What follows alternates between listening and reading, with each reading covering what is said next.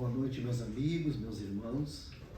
Boa noite. É uma alegria muito grande estarmos aqui em Caxias. E já estava bem faceiro quando botei o casaco e saí da casa da Clementina, porque Porto Alegre, você sabe, né, gente? É terrível, né? O calor lá é.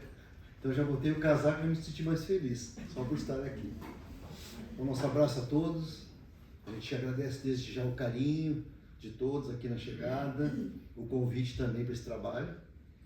E o Jefferson veio hoje para controlar a corrente dos bons pensamentos para não escapar, né, Jefferson? Então eu estou contando com ele lá atrás para dar esse apoio. E eu pedi para a Inajara também trazer uma goiabada para cada um que viesse na palestra. Não sei se ela trouxe, mas só para garantir o público. Então um abraço a todos, né, mais uma vez. É uma alegria muito grande e o tema, né, nos traz uma reflexão bem importante. Né? Na semana dos estudos da casa, a Ana me falou que todos são estudantes, né? Isso é bem importante.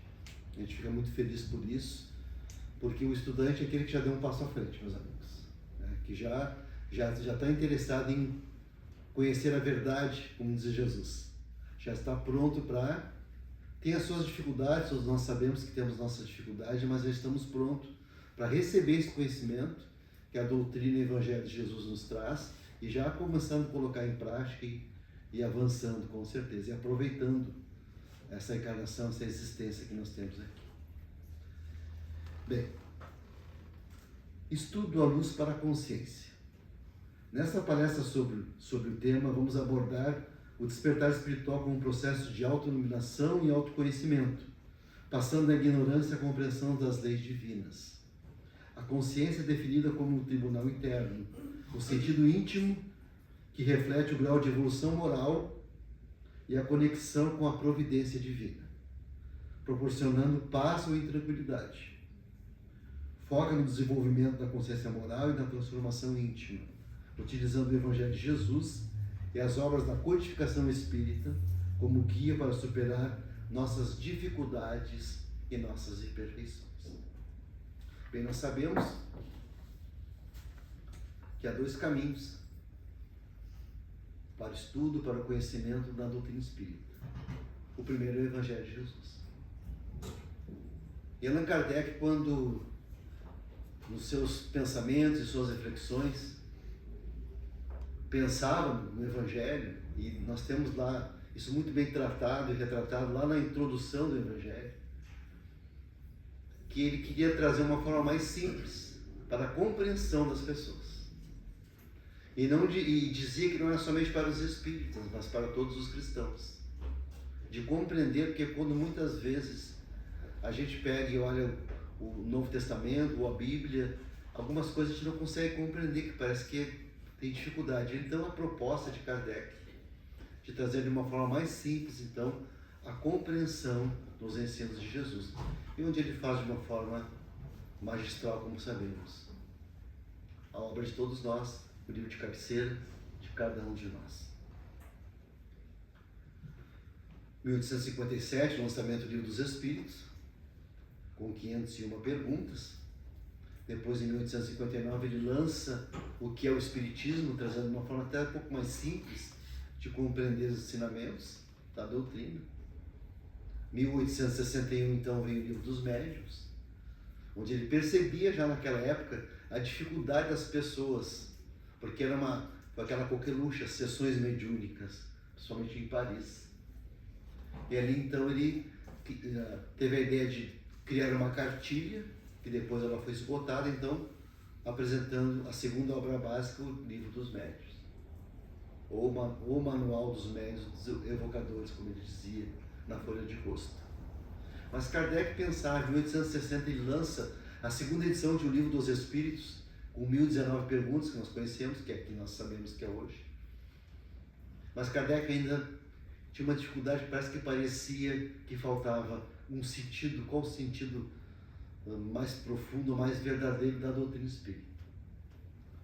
Nesse lançamento de 1860, não sei se exatamente no mesmo dia, ele conhece aquela médium Hermanès Dufour, que passa a colaborar com ele então, né, na codificação espírita. Ela tinha com ela Saint Louis, espírito protetor da França, guia espiritual. que foi, se eu não me falha a memória, o Luís VI, o rei Luís VI de França. Então começa a colaborar. Então a gente pode ver que no Evangelho tem muitas citações de São Luís, né? E ele ficou muito próximo a Kardec, precisamente ajudado por essa médium. Ele então, com reflexão, 1863, setembro de 1863, ele se recolhe então para sua, ele tinha uma casa de férias no interior da França e trabalhou então 16 horas por dia para a construção desta obra. E ali então chega a resposta que ele tanto esperava, o verdadeiro sentido, a verdadeira missão do Espiritismo. Caminho para a transformação moral do homem e roteiro infalível para a felicidade vindoura. Caminho para a transformação moral do homem e roteiro infalível para a felicidade vindoura ou futura. Porque nós sabemos que ainda a felicidade não é completa. Sabemos que ainda precisamos avançar enquanto espíritos imperfeitos para chegar nesse ponto da felicidade, né? Inclusive lá no capítulo 5º vai ter um item chamado A Felicidade deste Mundo, da obra Eclesiastes, uma das obras do Velho Testamento, da Bíblia.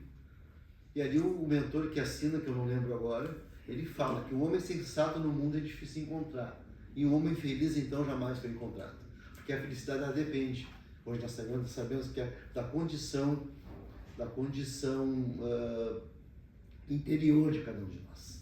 Hoje a felicidade não está mais como se pensava lá nas coisas materiais, porque a gente vai adquirindo, nunca consegue alcançar a felicidade. Eu sempre uso o exemplo do celular, né, pessoal? A gente compra o celular mais moderno de todos. Daqui 3 semanas já não é o mais avançado. A gente já enjoou aquilo. Então, isso mostra que realmente a felicidade está mais nessa parte interior, de se sentir bem. E lá na questão 922, Kardec vai falar da felicidade, com a colaboração dos espíritos, assim, a felicidade, quando a resposta vem a nível material, é a aposta necessária.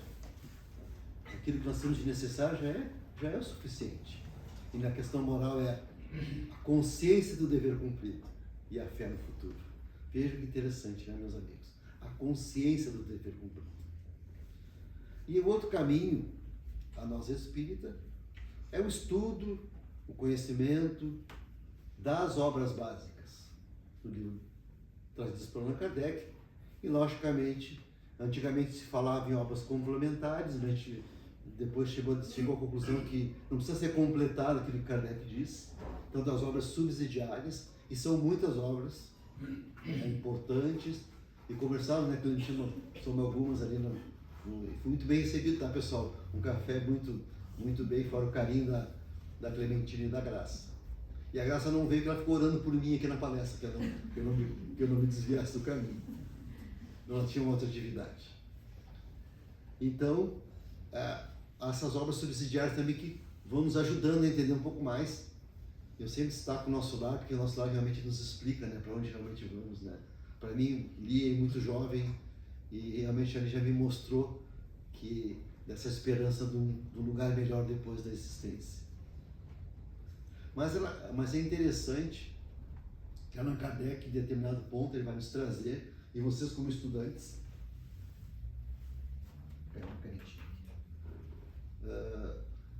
já com certeza sabem disso que eu vou dizer, mas é importante para a gente relembrar. O Kardec, ele, lá na Gênesis, principalmente, ele faz muitas anotações ali que segundo as suas reflexões do material que ele recebeu dos Espíritos. Porque Allan Kardec, ele recebeu muita coisa bem antes, ele segura um pouco, não é o momento de publicar. Então ele foi estudando, ele foi refletindo.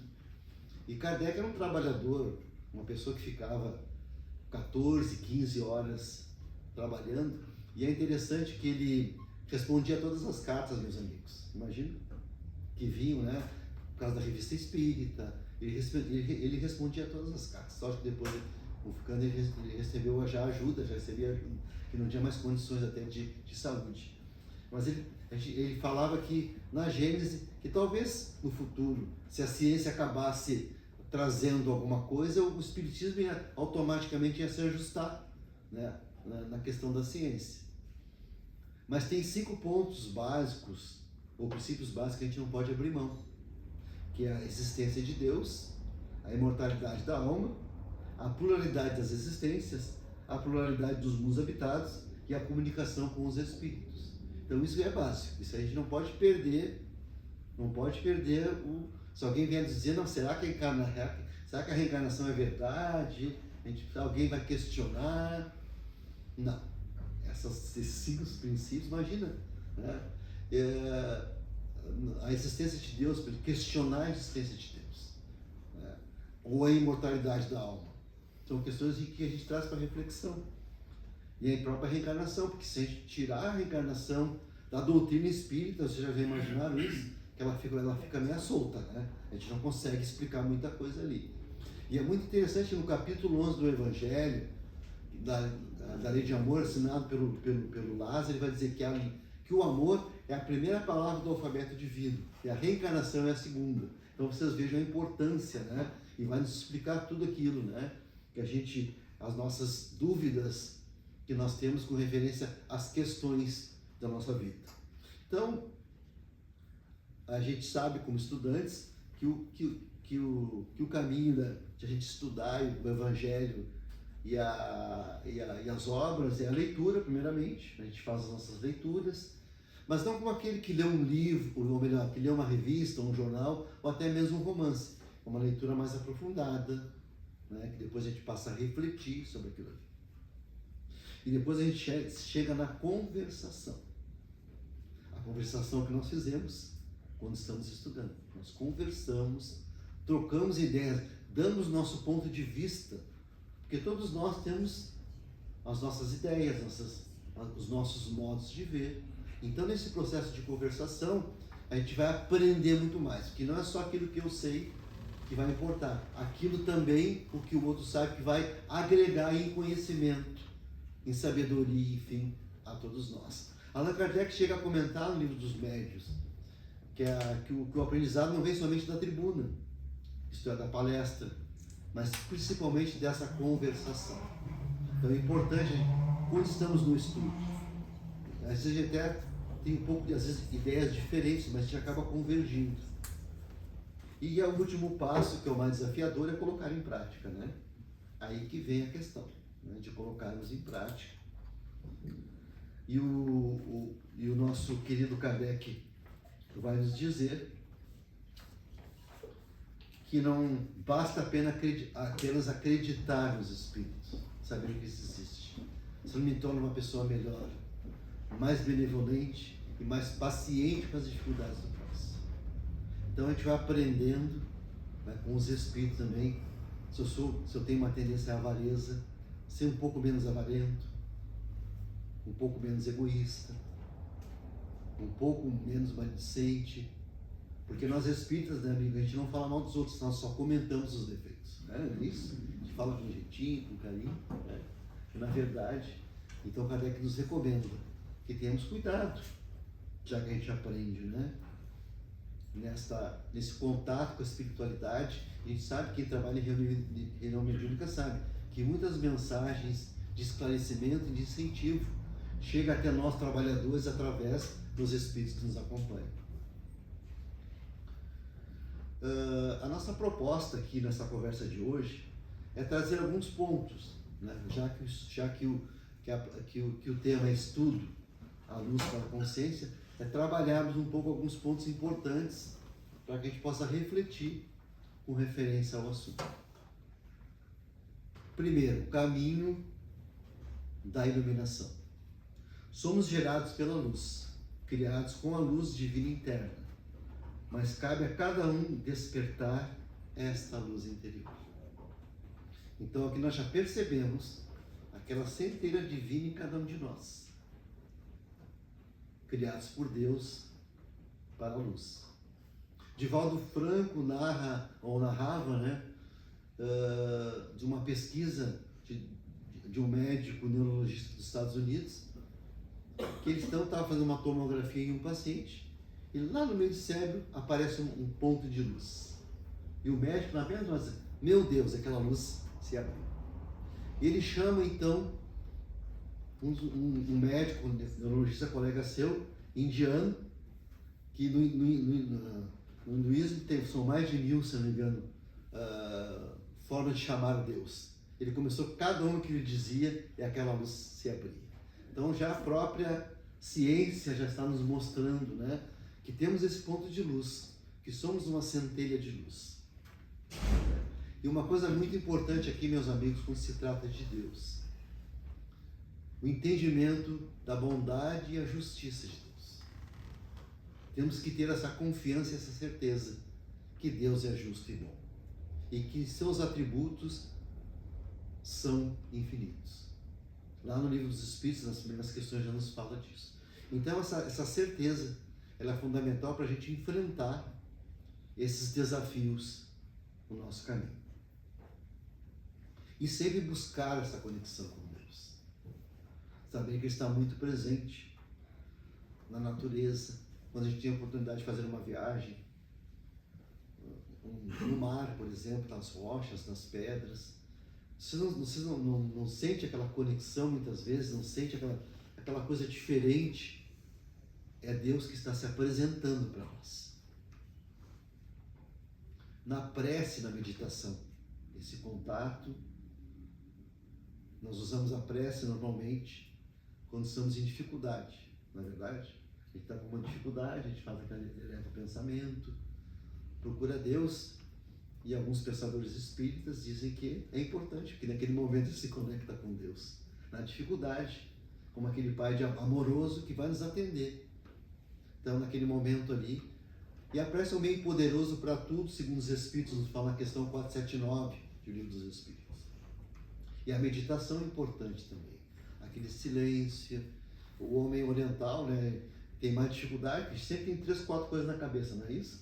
A gente está pensando aqui numa coisa, está pensando, né, vou chegar em casa, o que eu vou fazer de janta, amanhã tem aquele compromisso. Nós automaticamente temos várias coisas na cabeça. E na meditação a gente consegue concentrar um pouquinho mais e ficar ali, né, tirar uns minutinhos, alguns minutos por dia, botar uma musiquinha mais tranquila. Então, de encontrar Deus. Buda nos diz que na prece conversamos com Deus, mas na meditação nós escutamos Deus falando conosco. Então é importante isso, né? De ter essa conexão com o divino, que ele realmente é aquela certeza que falamos mesmo, né? De que Deus está presente em cada momento de nossa vida. Conversamos agora com a Clementina, nós temos um artista que nós gostamos, que é o Paul McCartney, que é um artista que já tem lá mais de 80 anos, continua nativo, fazendo música, fazendo show, né? Ele tem um viés muito voltado para a natureza, para os animais, ele tem essa preocupação de apoiar, enfim. E ele ficou órfão de mãe muito jovem, com 14 anos, depois viúvo também da esposa que faleceu, que desencarnou. E ele então, em suas preces para com Deus, ele, entendendo Deus como justo, como sábio, questionava Deus: Senhor, onde é que tu estás? Porque aquela dor da separação que todos nós, de alguma forma, já sentimos, e a resposta veio: eu estou nas canções que tu cantas. Então isso é muito bonito, né, gente? Então, se manifestando pelo artista, Deus se manifesta em todos os momentos. Basta que a gente tenha esse cuidado, essa conexão com Ele, que jamais nos deixa sozinho. O nosso irmão Jason de Camargo, a gente vai falar um pouquinho, vai citar ele algumas vezes aqui na nossa conversa. Não sei se todos conhecem esse irmão, ele foi presidente da Federação Espírita do Rio Grande do Sul, uma alma muito querida, muito dócil, né? O segundo nosso irmão Velocino, que é conhecido aqui da casa também, que é sobrinho dele, no seu enterro, um homem de bem realmente, né, Clementina? Uma alma muito querida. E ele então fez 2 obras, na verdade, com essa temática do sentimento, educação dos sentimentos e o caminho para as virtudes. E ele fala ali na educação dos sentimentos sobre a prece. Ele diz o seguinte: o indivíduo que tem o hábito da prece diária, serena e profunda, terá melhores condições para recompor o equilíbrio do seu campo mental e, por consequência, a sua saúde orgânica. E nos diz mais: a prece como ato de amor receberá resposta sob várias formas: bom ânimo, fortalecimento, inspiração, saúde, equilíbrio, etc. Assim que o vigiai e orai que Jesus traz em si, um dos notáveis princípios da higiene mental e saúde física que se tem notícia em tudo ao alcance do ser humano. Então vejam, né, as reflexões do nosso irmão Jason com relação à prece. E outra forma de nos aproximarmos e nos conectarmos com Deus é o trabalho no bem. Porque quando estamos trabalhando no bem, a gente esquece um pouquinho da gente, né? A gente se preocupa com o próximo, com a dificuldade do outro. E, automaticamente, a gente se aproxima mais de Deus. Né? Se conecta com o nosso Criador. Outro ponto interessante de reflexão é Jesus como luz. Jesus é o modelo e guia que ilumina o caminho, ajudando a localizar o reino de Deus em nós mesmos. Tem uma obra que eu gosto muito, e é bem conhecida nossa, Premissas do Reino, de Valdo Franco e Amélia Rodrigues. A Amélia Rodrigues, ela se especializou em falar de Jesus. E é interessante que ela pega aquele versículo, aquele capítulo do Evangelho, e conta, ela estende mais, ela nos traz mais informações sobre aquilo que Mateus, que João, que Marcos e Lucas escreveram ali. E ali fala num capítulo, né, também que temos uma predileção, o paralítico de Cafarnaum, onde Pedro afirma ali, Jesus como conhecedor profundo das misérias humanas. Então, imaginando Jesus, nós já sabemos disso, já é um espírito puro, espírito evoluído, já passou por todas as condições de encarnações do espírito, assim como nós outros. Nós estamos ainda digamos assim, numa etapa ainda menor, como dizia nosso irmão Jason, nós somos um espírito classe média baixa, que nós somos, né? Somos adolescentes, né, amigos, em questão de espiritualidade, e essa questão do adolescente é bem interessante, né? A gente se chateia por alguma coisa, tem as características, embora adultos, de alguns adolescentes, que ainda espiritualmente nós não conseguimos avançar um pouco mais. Mas o caminho a gente vai crescendo, vai melhorando, né? E também o próprio médium Chico Xavier fala que na obra Emmanuel, que Jesus foi uma manifestação do amor de Deus, a personificação, da sua bondade infinita. Então esse amor de Deus, para todos nós, enviou Jesus, então, para ser esse modelo e guia da humanidade, como muito bem retratado na questão 625 de O Livro dos Espíritos. Mas eu quero trazer essa passagem para vocês aqui do paralítico de Cafarnaum, Natanael ben Elias. Ele é conhecido nos evangelhos pelo famoso, aquele paralítico que Jesus diz, levanta-te e anda. Natanael ben Elias, ele tinha uma paralisia da cintura para baixo e tinha muita dificuldade de saúde. Ele tinha muita febre, muitas dores, e já estava pedindo assim para Deus que o levasse embora, porque não tinha mais condições de viver dessa forma. O ano era de 30. Foi o ano que Jesus começou a sua missão, né, aqui no mundo. E alguns historiadores até comentam por que aos 30 anos? Porque segundo as leis e tradições judaicas, o rabi, como ele era conhecido, o rabi era aquele que pregava na sinagoga. Teria que ter uma idade mínima de 30 anos. Então, por isso que, segundo alguns historiadores, Jesus começou com essa idade, justamente para poder pregar lá no sábado, como ele fazia, né? Na sinagoga, e pregava os seus ensinamentos também, os ensinamentos de Moisés. Ele escolheu a cidade de Cafarnaum. Ali narra na história, aquela beleza poética que nós não temos condições de transmitir aqui para vocês, pela nossa irmã Amélia Rodrigues. Era um dia muito quente, muito abafado, e fica imaginando o nosso Porto Alegre, né, no calorão. E Jesus, então, ele havia avisado a Simão Pedro que ia passar aquele dia na casa de Simão. Jesus já tinha feito algumas curas. Os leprosos, eu sei que o termo hoje já não é mais correto, né? Não é essa expressão que se usa, né? Ancenice. E até inclusive no livro tem essa nota, né? Ali a preocupação da editora de colocar isso. Os aleijados, os cegos, inclusive a sogra de Simão Pedro, como a gente sabe pelas histórias também, ela tinha uma doença muito séria, e Jesus então cura a sogra de Simão Pedro. Ele pedia para que não contasse, mas imagina, né? Como é que a pessoa tem uma doença grave, um cego volta a enxergar, um paralítico volta a andar. Como é que as pessoas não iam contar isso? Não tinha como. Ele só recomendava aos nossos irmãos leprosos, porque eles precisavam se apresentar lá no Sinédrio, para se mostrar limpos, puros, para poder conviver novamente na comunidade onde eles faziam parte da sociedade. E ele então, o Natanael já viu falar em Jesus e ansiava em conhecer o Mestre. E tinha certeza que seria curado por ele. E ele então vai, né, pede a uns amigos que levassem no dia bem cedo à casa de Simão Pedro. Então a narrativa é muito bonita ali. Então eles colocam ele numa maca e levam o Natanael até a casa de Simão. Quando chega lá, a casa, vocês imaginam, né? A casa já estava lotada e na rua também, em volta da casa. Os amigos de Natanael o levam até o fundo da casa, colocam numa sacada, levam até o telhado, tiram as telhas da casa de Simão e baixam ele através das cordas. Então ele cai exatamente na frente de Jesus. E aí Jesus olha para ele de uma forma meiga, firme. Natanael, bem me diz, tu acredita que eu posso curar-te? E ele toma de susto. Como, mestre? Sabes o meu nome? Sim, Natanael, eu te conheço desde ontem. Eu sou o bom pastor e conheço nominalmente a cada uma de minhas ovelhas. Ele continua dizendo, você acredita que posso curar-te? Então pega a tua maca e levanta e vai. E sai meio cambaleante e segue o caminho. Então é isso que eu queria destacar aqui, meus amigos. Eu sou o bom pastor e conheço nominalmente a cada uma de minhas ovelhas.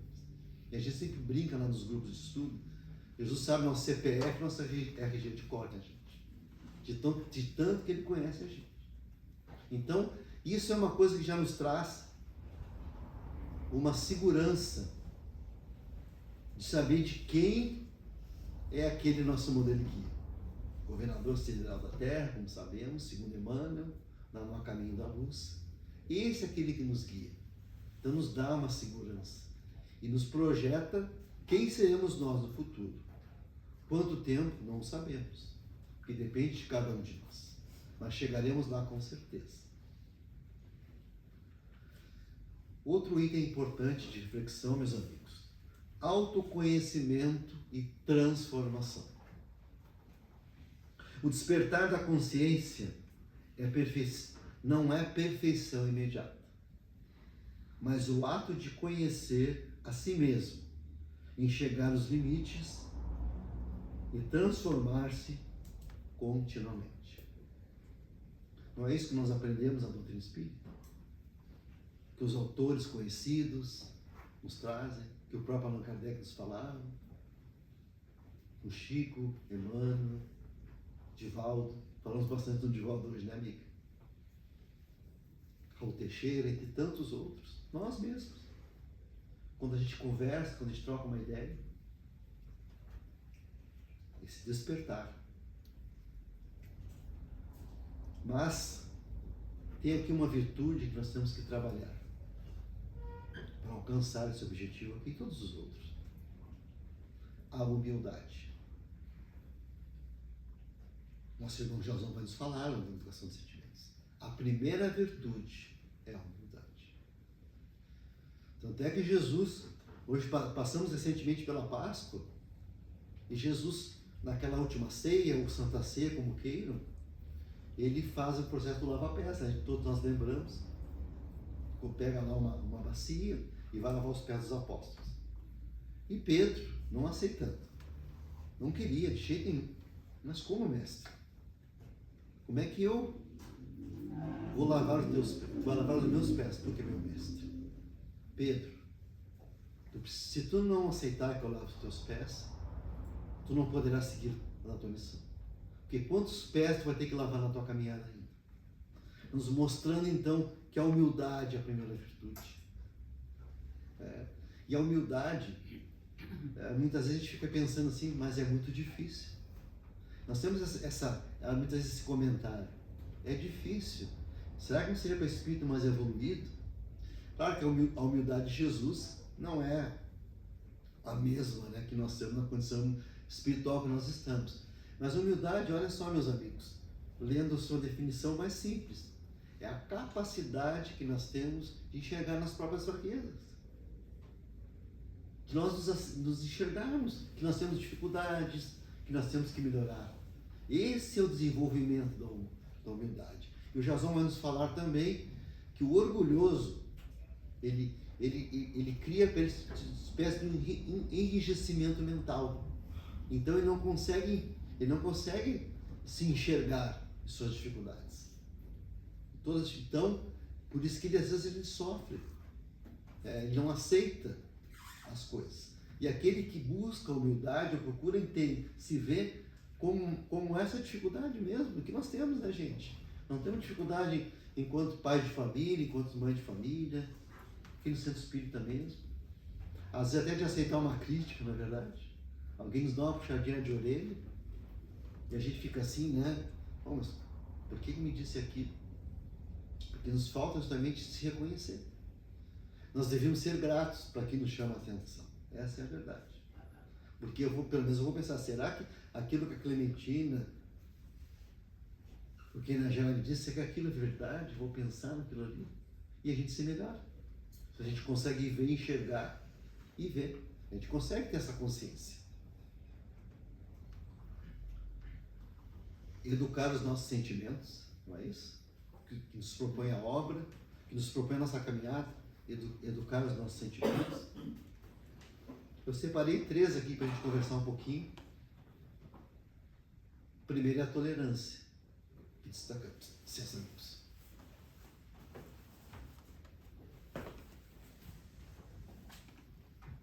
Primeiro é a tolerância, que nós queremos destacar com vocês. E a gente fala muito em tolerância, não fala? Tenha tolerância com o teu irmão, com o teu pai, com o teu vizinho, teu colega de trabalho. Já viram a definição dessa palavra?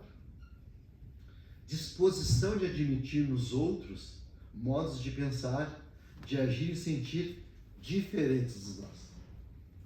A coisa começa a apertar aqui, né, gente? Disposição de admitir nos outros modos de pensar, de agir e sentir diferentes dos nossos. Quando a gente começa a ter esse olhar, parece que aquele convívio com a família, nesses casos que citamos aqui, se torna mais fácil. Se eu consigo entender o outro, como se apresenta para mim, com suas dificuldades, com seus desafios. Allan Kardec vai nos trazer no capítulo 17 do Evangelho uma frase que, da primeira vez que li, me fez enxergar muitas coisas, de compreender o outro. Maturidade do senso moral. Maturidade do senso moral. Quando a gente fala alguma coisa para alguém, aquela pessoa talvez não entenda. E a gente diz, mas não é óbvio isso? É óbvio para mim, que já desenvolvi talvez aquele ensinamento. Mas para o outro não. E a Maria Elizabeth Barbieri sempre falava assim, Alexandre, o óbvio não existe. E é bem isso mesmo. Mas não está vendo que é óbvio, não. Porque eu não entendo dessa forma. É o meu senso de maturidade. Que eu ainda não consegui captar como a pessoa, enfim, como eu enxergo essa determinada coisa. Então, tendo esse olhar, fica mais fácil para a gente compreender. Não tem lá evangelho para crianças? Por quê, gente? Porque a linguagem é diferente. Evangelho para jovens não tem também? Porque um adulto tem uma outra forma de entender. Nós vamos trazer problemas complexos para uma criança ou para um jovem que não tem condições ainda.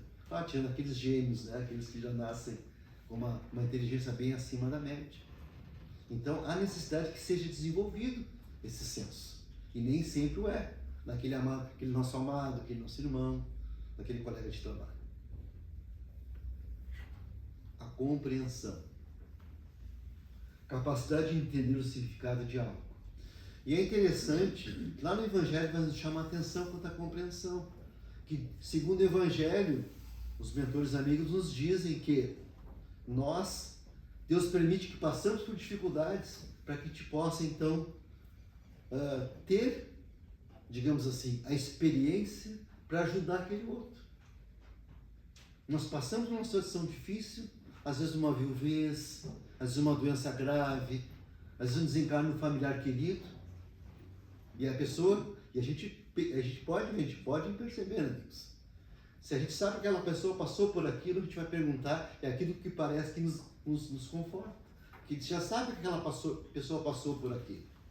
Então, essa capacidade, como fala aqui, de entender o significado de algo, porque nós já passamos por aquilo.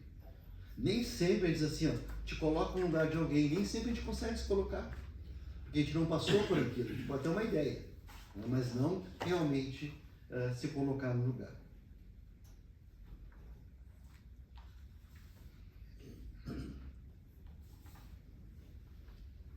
Eu numerei as partes para não me perder, gente, mas já deu um probleminha aqui.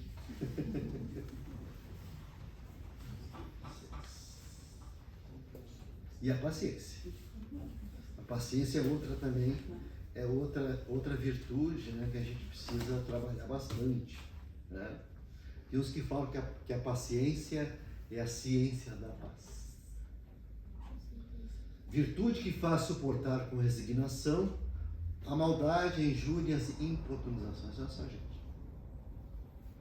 Virtude que faz suportar com resignação a maldade, a injúria e as importunações. O que é a resignação? Não é aceitar, a gente compreender. A resignação, ao contrário de resignação, lembra o que é? Revolta. Então, aceitar. A gente sempre brinca, né, amigos? Que a paciência é como se fosse um barril de pólvora. Então, aquele pavio que vai ali, e tem os que tem um pavio mais curto, e até a expressão mesmo, pavio curto, um pavio mais longo. A gente vai lá, perdi a paciência, Alexandre. Não perdi a paciência, não tem, como é que eu perdi a coisa que eu não tenho? Então, é o tamanho do pavio, me parece. Né? Então, uns demoram a explodir, outros mais. E tem gente que não tem nem pavio, né? Já risca o fósforo e já explode na hora. Então, trabalhar, né, a paciência. Mas além do sentimento, do pensamento, os nossos pensamentos. Porque uma coisa está vinculada a outra, amigos. O pensamento, realmente, ele vem. Quando ele vem, já veio. Mas não é negativo isso. Porque ele se permite que chegue até nós para que a gente possa refletir sobre aquilo que está vindo. Nós aqui como estudantes, nós sabemos questão 459. Quando Kardec pergunta, influi os espíritos nossos pensamentos e atos? Lembra da resposta? Muito mais imaginais. E de ordinário isso é, e a todo instante são eles que vos dirigem. Então vem, a gente sabe que vem os pensamentos. Não é? E vem vindo, mas de observar, de trabalhar eles. Conta-se que numa tribo de índios, no início da noite, então, naquela época não tinha internet, a televisão não tinha nada, então os índios se reuniam em volta de uma fogueira e iam conversar. A gente, talvez quem esteja na minha idade, vai lembrar daqueles tempos que a gente se reunia com a família, com os irmãos, né? Com os nossos pais e conversava. Hoje, pouco se tem isso, né? Eu me lembro na minha casa, era uma TV só, né? Então a gente às vezes estava vendo televisão, tinha as propagandas, a gente conseguia conversar pelo menos as propagandas. Não dava aquele espaço de conversar entre nós. É uma TV só, então a gente tinha que assistir o que estava ali. Normalmente era o pai e a mãe que determinavam qual o programa, né? Ou qual o filme seria assistido. Mas nesse processo de conversação desses índios, tinha lá o seu pajé, aquele que o líder espiritual, e ele, determinadas noites, ele trazia então os seus ensinamentos àquela tribo. E certa noite ele começa a dizer assim, eu tenho 2 lobos dentro de mim. Um é manso, fraterno, amigo, paciente. E o outro é irritadiço, orgulhoso e egoísta. E de vez em quando eles brigam. E aí um dos índios levanta a mão, mas pajé, e quem vence? Aquele que o alimentar.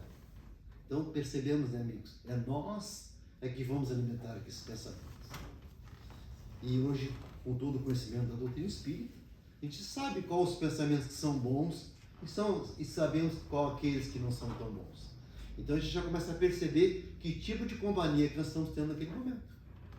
Não é?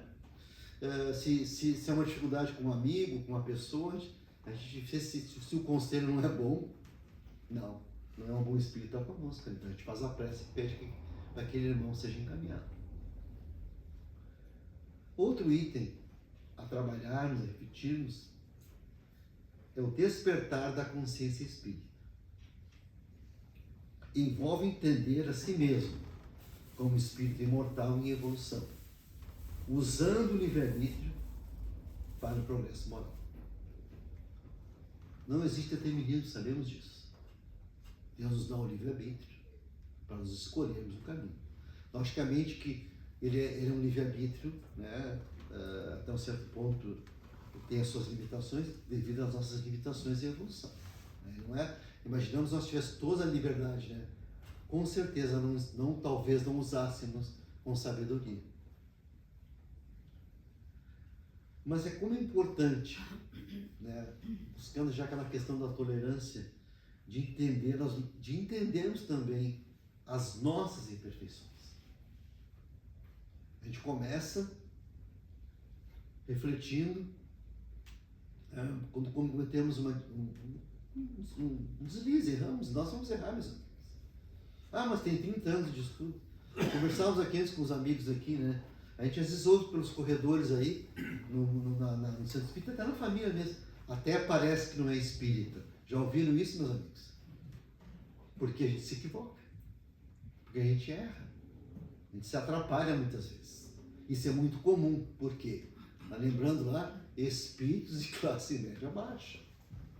Logicamente, nós já temos um conhecimento que nos permite entender certas coisas. Mas nem sempre a gente consegue colocar em prática isso. Então, de ter também de nos aceitarmos assim como somos, né? Com nossas dificuldades. Nem sempre acertamos. Tem dias que não estamos tão bem, né? Às vezes a noite foi difícil, no trabalho mesmo, em casa, no relacionamento, porque o desafio maior, todos nós aqui concordamos, é na família, não é isso? Os nossos desafios maiores, as nossas provas, as nossas expiações, ela vem no nosso cadinho familiar, porque nós precisamos aprender. Às vezes até no centro espírita, lá no grupo de amigas, a gente vai sempre com um sorrisinho, sempre bem, né? Tapinha nas costas, mas em casa nem sempre é assim. Então, a instituição familiar vem para isso, meus amigos, para crescimento e evolução, para nós colocarmos em prática ou provarmos, né, aquilo que nós já aprendemos. E o lar é uma instituição divina, foi criada por Deus. Tanto é que ela existe desde os tempos, dos primeiros tempos, e vai até o final. E às vezes fica pensando assim, mas será que é assim mesmo? É as dificuldades que nós temos. E às vezes quando fala sobre algum tema da família, a gente pergunta: eu estou na família certa? Eu pergunto para você, não preciso responder, mas só respondo em pensamento. Eu estou na família certa? Claro que estou. Porque senão Deus estaria se equivocando em nos colocarmos aqui.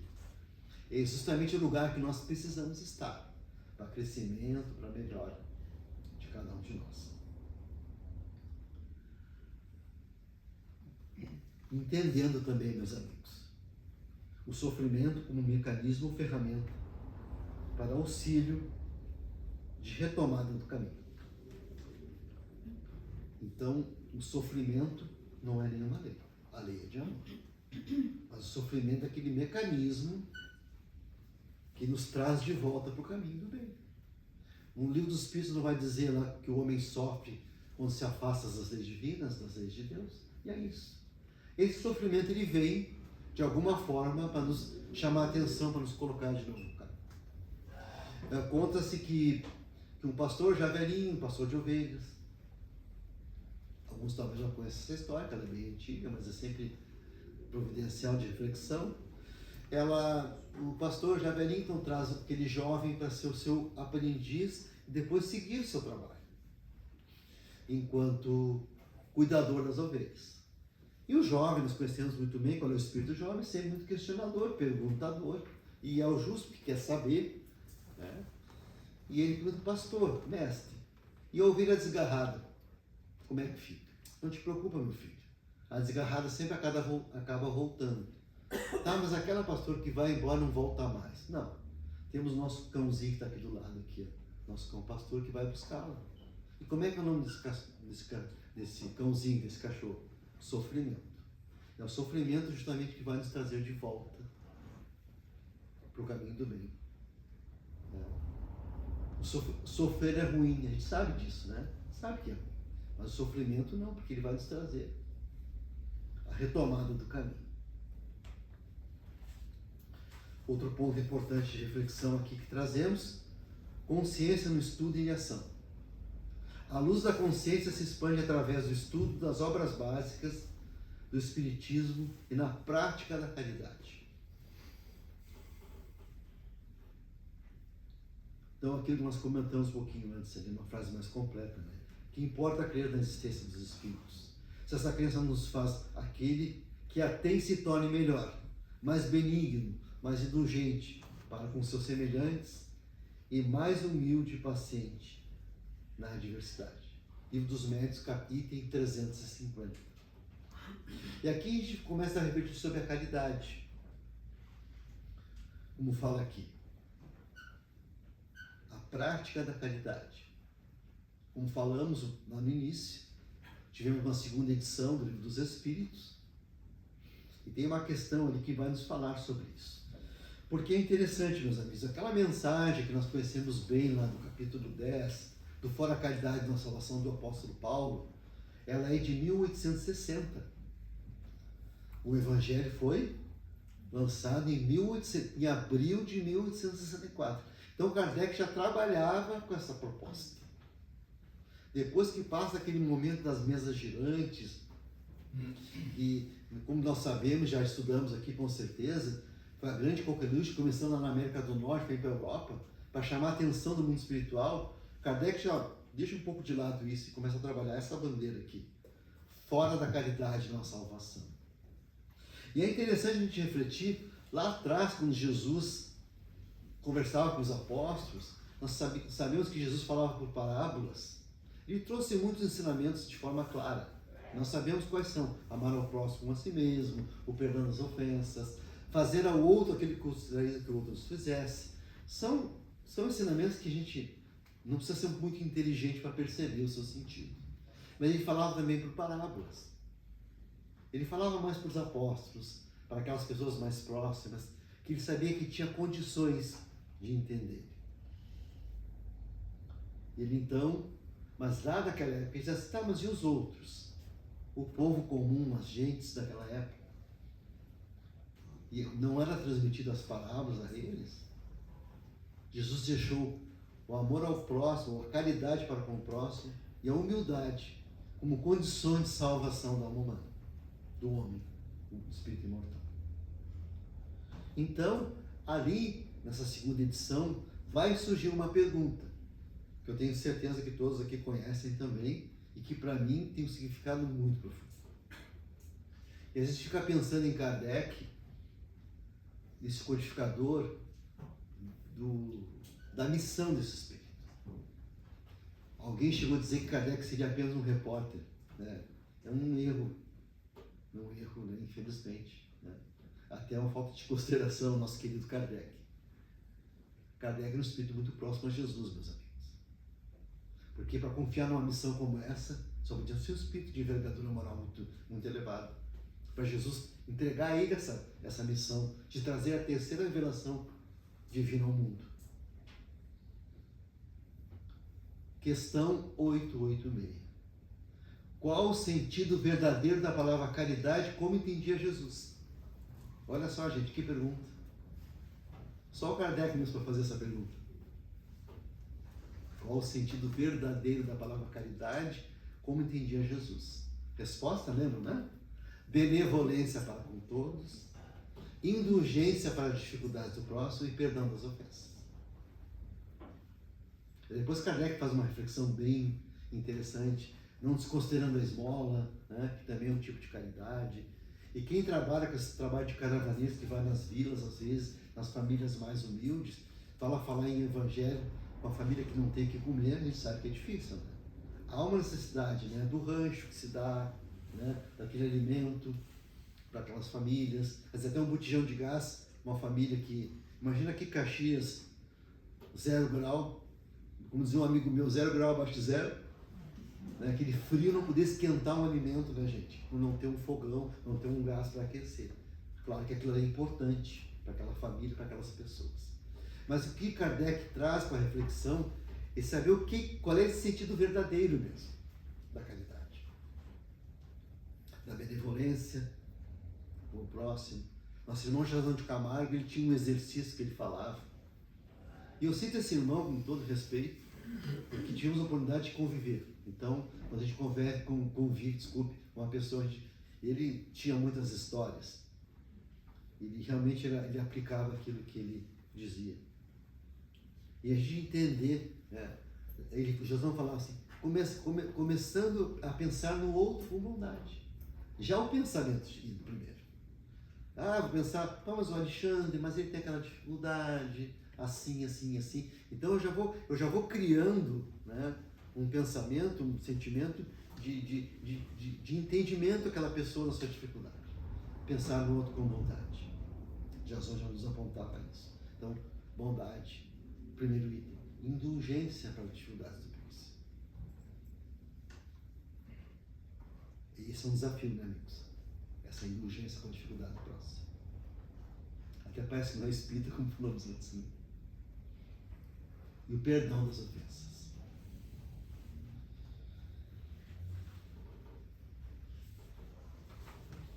O perdão, Jesus, como falamos lá atrás, conhecedor profundo da alma humana, isto é, conhecedor do sentimento de coração de todos nós.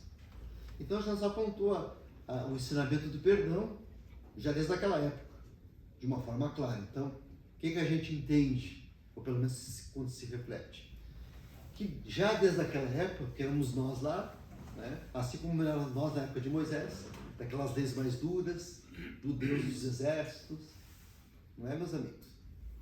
Quando Jesus fala assim, perdoai as ofensas, ou na oração dominical, ou perdoai os vossos inimigos, enfatizando, porque nós já tínhamos condições de perdoar. Mas não no sentido de nos dar o poder de perdoar qualquer coisa que alguém faça contra nós. É de trabalhar justamente os sentimentos causados pela falta do perdão. A mágoa, o ressentimento, o sentimento de vingança muitas vezes. Então, com esse conhecimento que ele tinha de cada coração, sabendo que a gente, sentindo o ressentimento, é ressentir, né? Porque cada vez que nós lembramos daquela pessoa, nós vamos lembrar daquele ato que ela não cometeu com a gente e vai voltar tudo aquilo, do mal. E hoje é comprovado, até cientificamente por médicos, que a mágoa, né, traz doenças importantes no nosso corpo físico. Nós, por estudo, sabemos que é o reflexo do perispírito, nos nossos pensamentos e sentimentos. O perdão, o auto-perdão, também está vinculado à humildade. Porque às vezes até a gente perdoa, né? Estou lá há 30 anos estudando centro espírita, faço palestra não sei quanto tempo, já fui 4, 5 vezes presidente da casa. Vou perdoar lá o Alexandre, mas quando chega a vez de nós nos perdoarmos, a gente usa a mesma regra. Como que eu, 30 anos estudando, posso ter cometido esse... Acontece justamente por isso. Então também nos perdoarmos. E tem 2 exemplos, até para a gente já ir fechando nossa reflexão, dos 2 apóstolos de Jesus. Judas e Pedro. Nós conhecemos a história dos 2. Judas, naquele afã, naquela intenção de talvez que Jesus fosse descoberto, fosse provocando Jesus para tomar uma atitude mais severa, porque ele conhecia os poderes do Mestre, que dá um basta naquilo tudo, entrega a Jesus. Só que ele, até antes, já começou a se dar conta do erro que ele cometeu. Ele então, pelo remorso, pelo sentimento de culpa, ele acaba se suicidando. E reza algumas histórias que Jesus na cruz, chegou hoje na caridade, precisa de alguma coisa, mestre? Não, vai lá ajudar Judas que ele acaba de se suicidar. Então Jesus ainda, né, de toda aquela dor que ele estava passando, se lembra de Judas. E Pedro. E é uma das histórias mais bonitas de se contar, porque está lá na Boa Nova, Humberto de Campos e Chico Xavier. de logo depois que Jesus anuncia que seria traído, e ele percebendo que os apóstolos, os outros saíram e não se importaram com aquilo, e Pedro, a gente conhecia como é que era Pedro. Pedro era muito duro porque ele era lei acima de tudo. Não, como é que dizia, não passava nada por ele. Mestre, mas como? Tu dissesses aqui que seria traído e ninguém deu bola, como é que ninguém se importou com isso? Mas Pedro, meu filho, a humanidade é mais ingênua que má. Tu mesmo, antes que o galo cante, já me traiu por 3 vezes. Ele, mas como, mestre? Eu te amo. Não vou fazer. Aí já termina aquele processo ali, ele vai pro horto, aquele famoso momento lá no Monte das Oliveiras, convida Tiago, João e Pedro para acompanhá-los na oração, e acontece aquilo que a gente sabe que acontece. Judas chega então e, naquele momento, então, o que acontece ali, segundo Humberto de Campos? João fica responsável de avisar Maria de Madalena e Maria, o Tiago avisar os outros apóstolos, e Pedro seguia aquele cortejo para ver onde é que Jesus seria preso. E quando Jesus chega, lá está chegando, identifica o Pedro. Ali, ó, o amigo do Nazareno. Não conheço ele. E ele faz por isso por 3 vezes. E é interessante que o Humberto de Campos conta que quando ele estava indo, gente, olha só como é que é a fragilidade humana. Começou a passar uma insegurança muito grande. Um medo de ser preso. Como é que vai ficar minha família? Como é que vai ficar as coisas? E aí ele nega Jesus por 3 vezes. Então, quando o galo canta, acontece a 3ª vez. Pedro já muito cansado, se lembra de Jesus, não fala de Jesus, e adormece. E Jesus, então, os dois se encontram, né, no processo da emancipação da alma. E Jesus assim, Pedro, não te falei que a humanidade é mais ingênua do que má? Depois ele tem a oportunidade lá na frente de Jesus perguntar por 3 vezes, Pedro, tu me amas, né? Que o Emmanuel nos traz lá, aquela passagem também tão bonita. Então, realmente, nós temos talvez a dificuldade de perdoar uma ofensa. Joana de Ângeles, ela tem um texto muito interessante, assim, né? Que ela fala, que ela conta através do Divaldo, que é um exercício que nós podemos fazer quando estamos com essa dificuldade. Eu não vou ler todo aqui para não ficar muito extenso, mas eu vou trazer um resumo para vocês, até por causa do horário. Então, imaginamos um local, pode ser um lago de águas tranquilas, como a Mata Vota, ou o próprio mar, aqueles rochedos. Cada um tem a sua, né, como é que é? A sua imagem da natureza ideal. Imagina tu encontrando essa pessoa que te ofendeu ou que tu foi ofendida por ela. Naquele momento, segundo Joana, tente tocá-la fraternalmente. Peça perdão se a ofendeu. Ou perdoe se ela te ofendeu. Naquele momento, tu estiver vinculado a uma algema com ela. Naquele momento, então, a algema se desprende, se rompe. E aí, então, é um exercício. Mas aí tem que ser feito mais de uma vez. Se na primeira vez não dá certo. Mas a gente vai trabalhando isso. A gente vai buscando. Porque a melhor coisa que tem, para mim, pelo menos, se tem um amigo, um familiar, que tu tá de mal, quando ele diz, vamos fazer as pazes, dizia quando era mais jovem, né? Quando tu consegue te aproximar daquela pessoa e fazer as pazes, qual é o sentimento que nós temos? Qual é a sensação que traz no coração? Não é, meus amigos? Então, encerrando, né? Agora sim, a nossa fala, a nossa explanação, deixar aqui uma mensagem da obra Consciência e Mediunidade, do projeto Manuel Filomeno de Miranda, 4ª parte, estudo. Nos dizem então os amigos ali. Estudar é atitude essencial à vida. Estudar de todas as formas ao alcance, lendo, refletindo, meditando e interagindo com as pessoas, com a natureza, consigo mesmo, aproveitando essa maravilhosa viagem da evolução, minuto a minuto, com a consciência atenta para reter o que Deus tem a nos oferecer. Muito obrigado pela atenção de todos, pelo carinho, pelos bons pensamentos e principalmente pela paciência de Deus. Um abraço fraterno a todos. Muito obrigado. Nossa irmã Ellen pediu que a gente faça então para encerramento. Vamos aproveitar aqui. Vamos agradecer Jesus, nosso divino amigo, a Deus nosso Pai, aos benfeitores, a Bezerra de Menezes, patrono desta casa, que envolva cada coração, que possamos retornar aos nossos lares envolto em muita paz. Então, que esse mestre de amor abençoe cada um de nós. Que assim seja. Um abraço fraterno, amigos. Até a próxima.